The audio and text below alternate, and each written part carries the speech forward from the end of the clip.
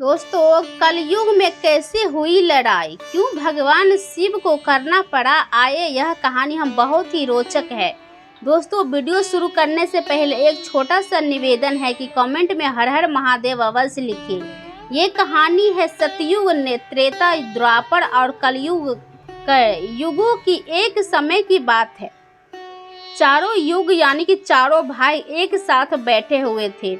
तब आपस में चारों में विवाद होने लगता है कि सतयुग, त्रेता, द्वापर और कलयुग चारों एक साथ बैठे हुए विवादों में उलझने लगे। सबसे पहले सतयुग कहने लगा कि अरे मूर्ख, तुम सब मुझे छोटे हो, तुम मेरी बराबरी कैसे करने लगे। तब त्रेता कहते हैं, ये त्रेता युग ने यह बात सुनी तो कहने लगा कि तुम सबसे बड़े कैसे हो सकते हो, तुम सब ने सबसे बड़ा तो मैं हूँ, मैं ही सर्वश्रेष्ठ हूँ, तुम मुझसे सर्वश्रेष्ठ नहीं हो सकते हो। तब तक द्वापर युग बोल उठा, तुम सर्वश्रेष्ठ कैसे हो सकते हो, तुम सभी में श्रेष्ठ तो मैं हूँ, तुम्हारा श्रेष्ठ होने का तो प्रश्न ही नहीं उठता है। तब कलयुग ने कहने लगा कि तुम तीनों श्रेष्ठ बन रहे हो, परंतु हकीकत तो जान लो, वास्तविकता में श्रेष्ठ तो मैं ही हूँ। इस तरह से चारों योग आपस में झगड़ा करने लगे। तब चारों लोग ने फैसला किया कि हम में से कौन बड़ा है और कौन सर्वश्रेष्ठ है, इसका फैसला तो भगवान भोलेनाथ करना चाहिए। वहाँ चलते हैं, भोलेनाथ ही आदि और अनंत हैं। चलिए उनके पास कैलाश पर चलते हैं, वहीं हमें बताएंगे कि हम में से कौन बड़ा और कौन छोटा है। इस निर्णय स्वार्थ भावना से शंकर कहने लगा कि इसका निर्णय हम नहीं कर सकते हैं। चारों युगों ने मिलकर योजना बनाई है कि चलिए कैलाश पर चलते हैं। चारों युग कैलाश पर्वत पर चले जाते हैं। तब वह फैसला कैलाश पर्वत पर पहुंचते हैं तो वह द्वापर उन्हें रोक लेते हैं। द्वापर कहते हैं कि तुम चारों कौन हो और कहाँ जा रहे हो। तो चारों युग कहने लगे कि द्वापर, हम भगवान शिव से मिलना चाहते हैं, उन्हें हमारी आने की सूचना दीजिए। स्वयं नदीश्वर महादेव भगवान शिव के पास आए और भगवान शिव से कहने लगे, हे प्रभु कैलाशपति, आपसे चारों युग मिलना चाहते हैं। भगवान शिव कहते हैं कि जो उन्हें सम्मान सहित हमारे समक्ष में ले आओ। भगवान नंदीश्वर चारों युगों को लेकर पहुंच जाते हैं भगवान शिव के पास। भगवान शिव ने चारों को सम्मान सहित अपने दरबार में बैठाया। चारों लोगों भगवान शिव को प्रणाम करते हैं। तब भगवान शिव ने चारों युगों से कहा कि आप सभी का हमारे दरबार में, हमारे कैलाश पर स्वागत है। कहो, तुम्हारे आने का क्या कारण है। तुम तो स्वयं ही काल चक्र हो, तुम तो स्वयं ही समय को, फिर ऐसा क्या कारण है कि तुम्हें हमारे पास आना पड़ा। चारों युग कहते हैं कि सृष्टि के रचयिता है भगवान शिव। हम चारों में विवाद खड़ा हो गया है कि हम उसे विवाद का समाधान नहीं कर पा रहे हैं, इसीलिए हम आपके पास आए हैं। तब हम आपके निवेदन करते हैं कि गुहार करते हैं कि भगवान आप ही हमारा फैसला करें, आप हमारा न्याय करें और हमें बताएं कि हम चारों में सबसे बड़ा कौन है, हम चारों में सर्वश्रेष्ठ कौन है। भगवान शिव कहते हैं कि इसका फैसला तो तब होगा जब आप चारों अपना अपना फैसला सुनेंगे। तब भगवान शिव सतयुग से कहते हैं कि हे सतयुग, तुम बताओ, तुम कैसे बड़े हो। तुम अपने आप को सर्वश्रेष्ठ बताने की कोशिश कर रहे हो, लेकिन वो कैसे, यह तुम्हें बताओ। तब भगवान शिव से सदैव कहता है कि देखिए प्रभु, मेरी आयु सबसे ज़्यादा है, मैं 17 लाख वर्ष का हूँ और अन्य युग हमारे तो बहुत छोटे हैं, इसलिए मैं इन सभी से लंबे आयु का हूँ। तब तक कलयुग बोल उठा, कहने लगा कि प्रभु, मैं तो यही सुना है कि व्यक्ति कभी आयु से बड़ा नहीं होता, व्यक्ति तो गुण से बड़ा होता है। भगवान शिव ने कलयुग की दलील को माना और सतयुग से कहा कि सतयुग, तुम इस तरह तो बड़े नहीं हो सकते हो। सतयुग कहने लगा कि प्रभु, मेरे युग में जो व्यक्ति वह बड़े हो, बलवान हुए, बड़े ही पराक्रमी हुए, वो पृथ्वी को उठा ले जाए, ऐसे पराक्रमी और बलवान थे। और मेरे राज्य में भगवान श्री कृष्ण हरि विष्णु ने नई अवतार लिए। देखिए प्रभु, नरसिंह अवतार मेरे ही कल में हुआ, ब्राह्मण अवतार मेरे ही कल में हुआ, मृत अवतार मेरे ही शासन काल में हुआ। तब तक त्रेता युग बोल उठा, नहीं प्रभु, हरि विष्णु के अवतार होने से सतयुग बड़े नहीं हो सकते हैं। प्रभु, अवतार तो मर्यादा पुरुषोत्तम श्री राम का मेरे काल में हुआ था, जिन्होंने संसार को मर्यादा का पाठ सिखाया। और अगर बलवान की बात करते हो तो कुंभकर्ण जैसे योद्धा, राम रावण जैसा योद्धा मेरे शासन काल में भी हुए हैं। प्रभु, इन तरह से सतयुग बड़ा नहीं हो सकता है, तो फिर इन सब में बड़ा तो मैं ही हूँ। जब यह बात द्वापर युग ने सुनी तो द्वापर युग कहने लगे, प्रभु, दोनों बड़े बन रहे हैं, परंतु यह दोनों बड़े कैसे हो सकते हैं? देखिए प्रभु, आप जानते हैं कि जब मेरा शासन काल आया था तो मेरे काल में तो भगवान श्री कृष्ण जैसे अवतार पैदा हुए, तो 16 कलाओं से संपूर्ण पर ब्राह्मण परमेश्वर थे, जिन्होंने विराट रूप दिखाए। वैसा विराट रूप साक्षात भगवान विष्णु भी नहीं दिखा सकते। भगवान जगह योद्धा की करते हैं, तो मेरे शासन काल में बड़े बड़े योद्धा कर्ण, एकलव्य, जरासंध, भीष्म पितामह और अर्जुन, भीम, युधिष्ठिर, नकुल, सहदेव मेरे ही शासन काल में हुए थे। प्रभु, बलराम स्वयं मेरे ही शासन काल में हुए थे। तो बताइए प्रभु कि मेरे शासन काल में कौन सा योद्धा इनसे योद्धाओं से कम था? प्रभु, इन सब में तो मैं बड़ा हूँ। तब तक मान लेते हुए इनके शासन काल में जो भी योद्धा हुए हैं, वो अवतार हुए हैं, उनमें कई कमजोर भी थी, जिन्होंने शासन काल में कमजोरों वाले मनुष्य को सर्वश्रेष्ठ हो सकता है। कलयुग कहने लगा कि नहीं भगवान, मेरा शासन काल सबसे अच्छा है। मेरे युग में व्यक्ति के भोग विलास के लिए कई सुविधाएं हैं, अच्छे और नई नई तकनीक से परिपूर्ण मेरा युग, मेरा शासन काल सभी में सर्वश्रेष्ठ है। जब भगवान शिव ने चारों युग सतयुग, त्रेता, द्वापर और कलयुग की वाणी सुनी तो चारों के उत्तर सुन, चारों की बहस की, तो भगवान शिव ने अपने मन में विचार करने लगे और कहने लगे कि इनका फैसला कैसे किया जाए। पास में ही माता पार्वती बैठी थी। माता पार्वती कहती है कि प्रभु, अगर आप ही इनका फैसला नहीं कर पाए तो फिर इनका फैसला कौन करेगा? फिर तो चारों भाई आपस में ही मान ले जाएंगे कि महादेव, इसीलिए आप ही इनका फैसला कीजिए। सभी देवता मिलकर भगवान शिव से कहने लग गए कि हे भोलेनाथ, आप ही इनका फैसला करें, नहीं तो चारों युग अगर आपस में लड़ने लगे तो फिर क्या होगा? सृष्टि का काल चक्र रुक जाएगा, समय का प्रभाव रुक जाएगा। भोलेनाथ, आप ही कुछ कीजिए। तो भगवान शिव कहते हैं कि ठीक है, मैं समस्त गानों की बात मानता हूँ, इन चारों युगों का फैसला करूँगा। भगवान शिव के चारों लोगों से कहा कि चलो ठीक है, मैं तुम्हें चारों की परीक्षा लूँगा, जो परीक्षा में सफल हुआ वही सबसे बड़ा होगा। सतयुग बोला, ठीक है भगवान, आप जो चाहे वही परीक्षा ले लीजिए, तो सबसे बड़ा तो मैं ही रहूँगा। कलयुग कहता है, प्रभु, हम भी परीक्षा देने के लिए तैयार है, आप तो सब परीक्षा लीजिए। चारों युग परीक्षा देने के लिए तैयार हो जाते हैं। भगवान शिव ने तो 100 टन वजन का एक लोहे का परसा लिया और कैलाश पर्वत के नीचे एक लटकती में रख दिया, और उसने परसा के पास में ही एक चावल का ढेर लगा दिया। भगवान शिव ने चारों युगों को बुलाया और कहा कि तुम चारों की परीक्षा अभी हो जाएगी।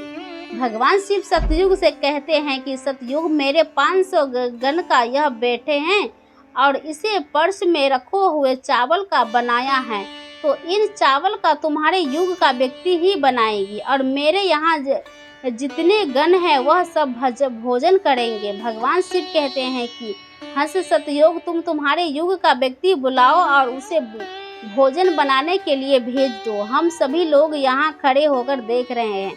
तब भगवान शिव की बात सतयुग ने सुनी तो ये बहुत बड़ा बलवान योद्धा सतयुग ने बुलाया और कहा कि यह बेटे इस परसा के चावल बना करके भगवान शिव के इन सभी गणों को भोजन कराओ।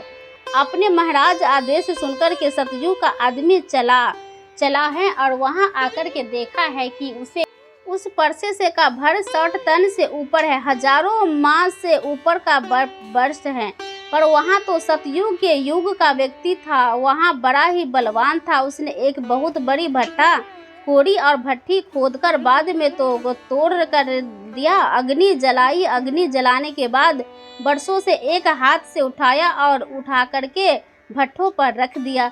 चावल उठाया और बरसा में डाल दिया, पानी डाल दिया और चावल बना दिया। जब बहुत विशाल परसा में चावल बन गया तो उसे व्यक्ति ने, जो सतयुग का था, समस्त गणों को बैठाया, पत्तल दिया और चावल के भोजन कर दिया। अपना कार्य पूरा करके भोजन अपने मलिक सतयुग के पास आया और खाने लगा कि हे प्रभु, मैं जा रहा हूँ, अब मेरा काम हो गया। भगवान विष्णु और अन्य लोग यह सब देख रहे थे। फिर भगवान शिव ने त्रेता युग से कहते हैं कि त्रेता, तुम अपने युग के व्यक्ति को भेजो और यह परसा और बरसात जो रखा हुआ है इसे मैं अपनी माया से हटा देता हूँ और इसी के समान दूसरा परसा बना देता हूँ। अब तुम अपने युग के व्यक्ति से इन चावल को बनवाओ और मेरे 500 गणों को भोजन करवाओ। तो त्रेता युग ने कहा कि ठीक है प्रभु। जैसे ही आपकी आवाज़, त्रेता युग ने भी अपना एक महान योद्धा कुंभकर्ण जैसा बलवान प्रकट किया और उसको आदेश दिया कि जो लटकती हुई नीचे हजारों टन का परसा खड़ा हुआ है, इसमें हजारों मंजू चावल रखा हुआ है, उसे पकाना है और जब चावल पक करके तैयार हो जाए तो इन 500 गणों को खाना खिलाना है। त्रेता युग का व्यक्ति भी बड़ा बलवान था। वह उसने परसे को पास आया और परसा को एक गड्ढा खोड़ी और उसने परसे को हाथों में उठा करके भट्टी पर रख दिया और ऊपर से रखने के बाद अग्नि जला दी। अग्नि जलाते हुए उसमें चावल डाल दिया, पानी डाल दिया, चावल पक करके तैयार हो गए। त्रेता युग के व्यक्ति ने जो भगवान शिव से गण से जब सब खाना खिलाया और भोजन कराने के बाद सभी गणों वापस कैलाश पर्वत पर आ गए। भगवान शिव ने फिर शक्ति से उस परसे को हटा दिया। अब भगवान शिव द्वापर युग से कहते हैं कि द्वापर, ये दोनों युग अपनी परीक्षा तो दे चुके हैं, तब तुम्हारी बड़ी है। देखिए इतना ही बड़ा परसा उसने टांगी दिखाई दे रहा है और हजारों मन चावल रखे हुए हैं और तुम्हें 500 गणों को भोजन कराना है। द्वापर कहने लगा कि ठीक है प्रभु, आपकी जैसी इच्छा। मैं पूरा प्रयत्न करूंगा कि मेरे युग का जो व्यक्ति है आप सभी गणों को खाना मिल सके। वहाँ पर द्वापर युग ने भी एक भट्टी जैसे अवतार वाला बड़ा ताकतवर बलवान व्यक्ति का बना करके खड़ा किया। उसे कहा कि जाइए, दिखाइए, तलहट्टी में परसा खड़ा हुआ है, वहाँ रखे परसे को उठा करके उसमें भोजन बनवाना है, सभी गणों को भोजन कराना है। वह व्यक्ति कहता है कि ठीक है प्रभु, जैसी आपकी आज्ञा। द्वापर युग के व्यक्ति चल जाता है। वह देखा कि परसा आकार में बड़ा है और में ताकत लगाना पड़ेगी। उसमें भट्टी कोड़ी और लकड़ियों की अवस्था की और उसे पर के को दोनों हाथों से उठाया, क्योंकि उसे सतयुग और त्रेता युग के व्यक्ति आराम से उठा सकते थे, लेकिन उसे बहुत ताकत लगानी पड़ी। पूरी ताकत लगा करके उसने उसे परसे से उठाया और उठा करके जैसे तैसे खींचकर नीचे अग्नि जला दी और उसमें चावल डाल दिए। जब चावल पक गए तो भगवान शिव के उन सभी गणों को भोजन कराया। खिलाने के बाद वह द्वापर युग के व्यक्ति अपने मालिक के पास आता है और कहता है कि प्रभु, मैं अपना काम कर दिया। वहाँ पर द्वापर युग उससे बहुत खुश हुआ और कहा, सासब, अब तुम जा सकते हो। अब भगवान शिव कहते हैं कि कलयुग अब तुम्हारी बारी है। जो परसा तुम देख रहे हो उसका वजन कम नहीं होगा, उसका वजन उतना ही रहेगा, हजारों टन। लेकिन जब तुम्हें परीक्षा नहीं देनी है तो मानो को तैयार नहीं थे। तुम सबसे छोटे हो, लेकिन तुमने तो माना नहीं। तुम्हारे आदमी की आयु भी मात्र 100 वर्ष है, जबकि अन्य व्यक्ति की आयु बहुत अधिक होता है। सतयुग के मनुष्य की आयु लाख वर्ष होती है। त्रेता युग में 10,000 वर्ष होता था, द्वापर युग में 1000 वर्ष थी और एक कलयुग तुम्हारे शासन में मात्र 100 वर्ष और तुम्हारा आदमी भी छोटा है। जब भगवान शिव की बातें कलयुग ने सुनी तो कलयुग कहता है कि प्रभु ठीक है, मैं आपकी बातें मानता हूँ, लेकिन पहले ही आप मुझे इस तरीके से हलास मत कीजिए। प्रभु, आप तो एक न्याय करते हो, सबको मौका दिया जा रहा है, अब हमारी भी परीक्षा दे करके देखेंगे। तब जाकर हम मानेंगे। भगवान शिव कहते हैं ठीक है, तुम अपना आदमी बुला लो। फिर भगवान शिव कहते हैं कि यह प्रसाद देख रहे हो, हजारों ठंड का वहाँ चावल रखा हुआ है, हजारों किलोमीटर का परसा, और इसमें इतने सारे चावल रखे हुए हैं, तुम्हारा व्यक्ति क्या करेगा। कलयुग कहता है कि ठीक है प्रभु, आप मेरा तमाशा तो देखिए। तीनों युग हंसने लगे। भगवान शिव भी उसकी बातें को सुनकर अचंभित थे। भगवान शिव सोच रहे थे कि क्या कलयुग का व्यक्ति इतने हजारों टनों का फरसा को उठा पाएगा। कलयुग ने बड़े ही बुद्धिमान व्यक्ति को पैदा किया, बड़ा ही तीव्र व्यक्ति को, बहुत ही ज्यादा सोने वाला व्यक्ति था, सभी गुण से प्रसन्न व्यक्ति का कलयुग ने पैदा किया, और पैदा करके व्यक्ति से कहा कि बेटे तुम्हारे अपने शक्ति दिखानी है, परीक्षा का समय है, यदि तुम इसमें असफल हो गए तो मैं सबसे छोटा हो जाऊंगा। वह व्यक्ति अपने महाराज से कहता है कि महाराज आप इसे एक वर्षा की बात करते हैं, ऐसे हजारों वर्ष की हमारे सामने हो तो भी परेशानी नहीं है। अब उस व्यक्ति की बात तो तीनों लोगों ने सुना तो वहाँ हंसने लगे कि छोटा सा व्यक्ति जिसकी लंबाई मात्र 3 हाथ है, यह क्या करेगा, जबकि हमारे युगों के मनुष्यों की लंबाई तो बहुत हुआ करती थी। यह बात बिल्कुल सच है। सतयुग के लोगों की लंबाई 21 हाथ और त्रेता युग के व्यक्ति की लंबाई 14 हाथ और द्वापर युग के व्यक्ति की लंबाई 7 हाथ की है। कलयुग के व्यक्ति की लंबाई लगभग 3 हाथ होती है। कलयुग कहता है कि आप सब देखते रहिए, मैं लड़ने को भेज दिया। कलयुग का आदेश प्रकार के वह कलयुग का तीव्र बुद्धि वाला व्यक्ति उस तैयारी आया और लहठी फर्श को देखा कि फर्श का वजन बहुत बड़ा विशाल है, इससे मैं नहीं पाऊंगा। तो उस व्यक्ति ने दिमाग लगाया कि उसे फर्श के नीचे मिट्टी खोदना शुरू कर दिया। फर्श तो उसने हिलाया भी नहीं, जोर उसके नीचे भट्टी खोदकर तैयार कर दी। लकड़ियों के करने के उसे तब थोड़ा सा समय नहीं लगा, क्योंकि लकड़ियों वहां रखी हुई थी। उसने उन लकड़ियों को उठा लिया और उस भट्टी में आग जला दी।